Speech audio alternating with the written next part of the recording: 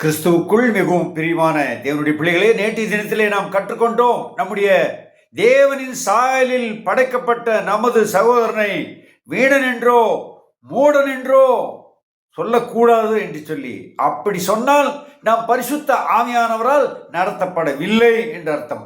இன்றொரு 2 வசனத்தை நாம் வாசிக்கலாம்.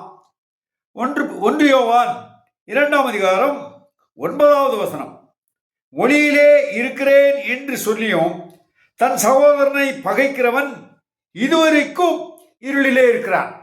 ஒளியிலே தான் இருக்கிறேன், வேதத்தை வாசிக்கிறேன், பாடல் பாடுகிறேன், பிரசங்கிக்கிறேன், துதிக்கிறேன், ஜெபிக்கிறேன், ஊழியம் செய்கிறேன் என்று சொல்லலாம். ஆனால் ஒரு பரிதாபமான நிலைமை, இதுவரைக்கும் இருளிலே இருக்கிறான். காரணம், சகோதரனை பகைத்து நீ எதை செய்தாலும் தேவன் அதை ஏற்க மாட்டார் என்பதை அறியாமல் இருக்கிறான். எவ்வளவு பரிதாபம் பாருங்க.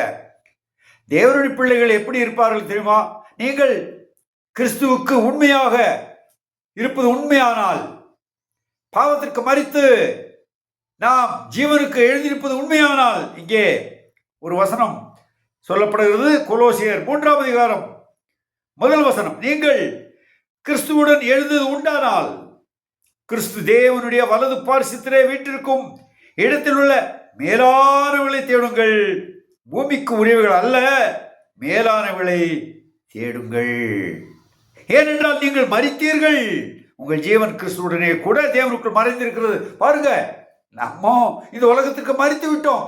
இனி யாரை நாம் பகைப்பது? யாரையும் பகைக்க கூடாது. தேவன் நேசிக்கும் தேவனின் சாயலில் படைக்கப்பட்ட எந்த ஒரு ஆத்துமாவையும் நாம் பகைக்கவே கூடாது.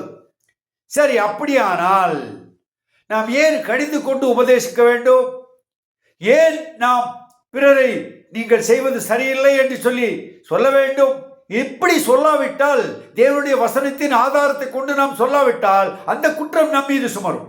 ஆகவே தேவனுடைய சித்தத்துக்கு விரோதமாக பிசாசின் வஞ்சகத்தின் வலைக்கு விழுந்து அவனுடைய ஆலோசனையை கேட்டு நடத்தப்படும் பல மக்களை வஞ்சிக்கும் அந்த மக்களை குறித்து வேத வசனத்தை கொண்டு எச்சரிக்காவிட்டால் தேவன் நம்மை கணக்கு கேட்பார். அதற்காகத்தான் நாம் அப்படி பிரசங்கிக்கிறோம். ஒருவரையும் தனிப்பட்ட முறையிலே எந்த ஆத்துமாவையும் நாம் பகைக்க கூடாது. தேவனின் சாயலில் படைக்கப்பட்ட அந்த மனிதன். ஆகவே இந்த நாளிலே இந்த செய்தியோடு நான் முடிக்கிறேன். நாளை தினத்தில் இதை குறித்து சற்று தெளிவாக கற்றுக்கொள்ளலாம். தேவன் தாமே உங்களை ஆசீர்வதிப்பாராக. ஆமென்.